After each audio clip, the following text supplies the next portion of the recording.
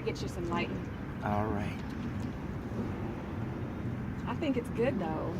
I was trying to remind people what the real meaning of this day is. That's what I was trying to do.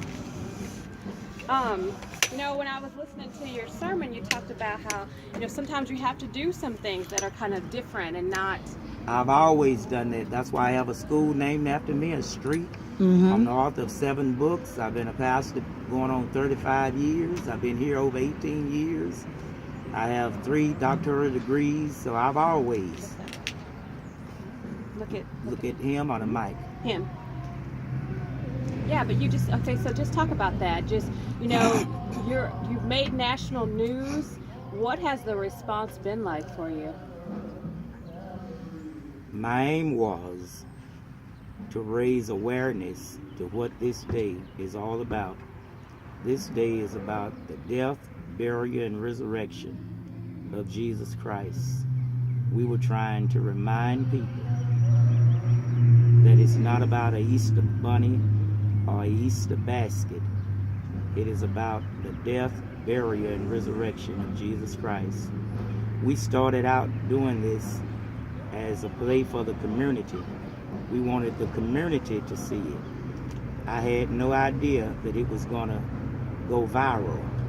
The way the casket came into being, we had some flooding here last week, and there are houses up on the water. And I did not want to be laying in here, and it would start raining, and I would get soaked and catch pneumonia. So I came up with the idea that if I laid in the casket, if it started raining at night, I could close the top to keep the elements off of me.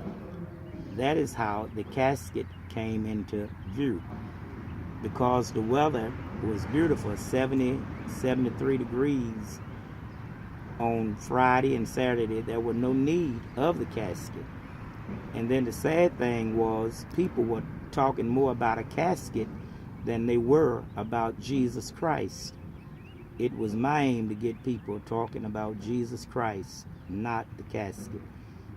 And as a result, we're in more than 22 countries. That's countries in different languages all over the world. I had no idea that this was going to go like this. And we just want God to get all the glory, and we want God to get all of the praise. And I thank God for the support of my family, my members, and the preachers.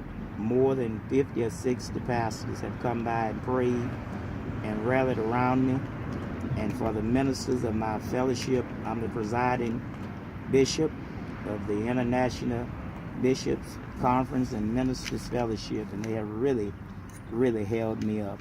So I give all glory to God, and I thank you for coming. So you've been in here since Friday, is that right? We had a skit. We went through the scene in the Garden of Gethsemane.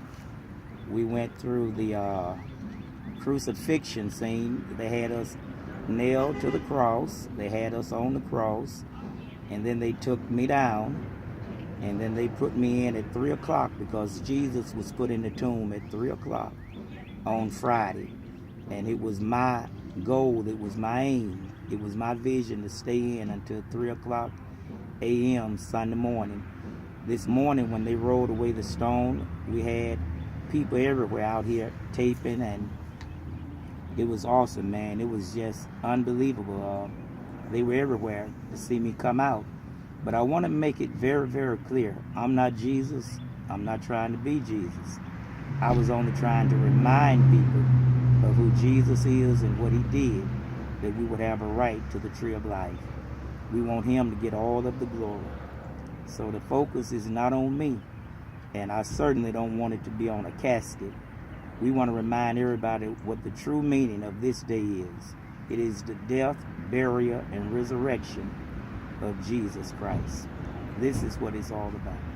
My last thing for you, and if you could hold the mic just a little bit closer for me, you did so well. Talk about you said you feel, how do you feel? Right now, physically, I'm more weak because I have not eaten since Thursday morning, but spiritually, I am as strong as ever. This has been a life-changing experience for me. The highlight of me being in here was when children would come.